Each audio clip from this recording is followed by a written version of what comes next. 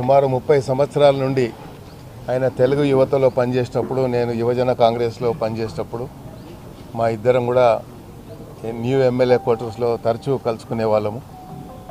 అంటే సుమారు 30 సంవత్సరాల నుండి మాకు శాసనసభ్యుడిగా ఆయన కాకముందు, నేను కాకముందు కూడా మాకు అనుబంధం ఉండే. కానీ ఒక మంచి మిత్రుడు ఈరోజు కోల్పోవడం చాలా బాధాకరంగా ఉంది.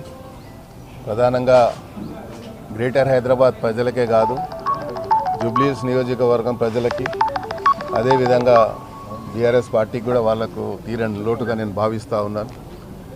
ప్రధానంగా ఒక సౌమ్యుడిగా, ఎప్పుడు నాన్ కాంట్రవర్షియల్ శాసనసభ్యుడిగా అందరితో చాలా ప్రేమతో మాట్లాడుతూ, ఈ మధ్యకాలంలో ఆయన ఆరోగ్యం క్షీణించినప్పుడు శాసనసభకు వచ్చినప్పుడు నేను మందలించడం జరిగింది. ఎందుకు గోపి వచ్చావు, నువ్వు అవసరం లేదు కదా అంటే, లేదన్నా ఒక అటెండెన్స్ ఒక ఇచ్చిపోదామని వచ్చాను, కలవాలని అనిపించింది అని అన్నాడు. మాస్క్ లేకుండా వచ్చాడు. మళ్ళీ ఈ మధ్యకాలంలో కొన్ని ఫంక్షన్స్లలో కానీ అక్కడ ఇక్కడ తిరుగుతూ ఉంటే 2-3 మ్యారేజ్లలో కలిశాడు మాస్క్ లేకుండా.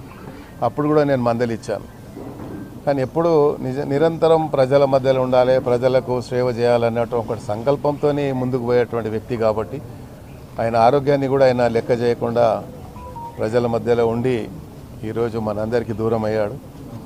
ఆ భగవంతుని నేను మనసా వాచా వేడుకుంటా ఉన్నాను. ఆయన ఆత్మకు శాంతి కలగాలని, వారి కుటుంబానికి మనోధైర్యాన్ని ఇవ్వాలని, తప్పకుండా వారి కుటుంబానికి ఏదన్నా అవసరం ఉంటే మేము కూడా అండదండగా ఉంటాము, ఎలాంటి సమస్య వచ్చినా అని కూడా సందర్భంగా తెలియజేసుకుంటూ, ఎన్నో సమస్యల మధ్యలో సతమతం అవుతూ ఆయన ఈ మధ్యకాలంలో కూడా చాలా బాధకు గురయ్యాడు.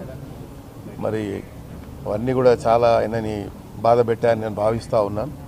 ఏదేమైనప్పటికీ ఈరోజు ఆయన లేకపోవడం అనేది గ్రేటర్ హైదరాబాద్ ప్రజలందరికీ కూడా తీరని లోటుగా నేను భావిస్తూ, మరి ఒకసారి ఆయన ఆత్మకు శాంతి కలగాలని, ఆ భగవంతుడైన కుటుంబానికి మనోధైర్యాన్ని ఇవ్వాలని మనస్ఫూర్తిగా కోరుకుంటున్నాను.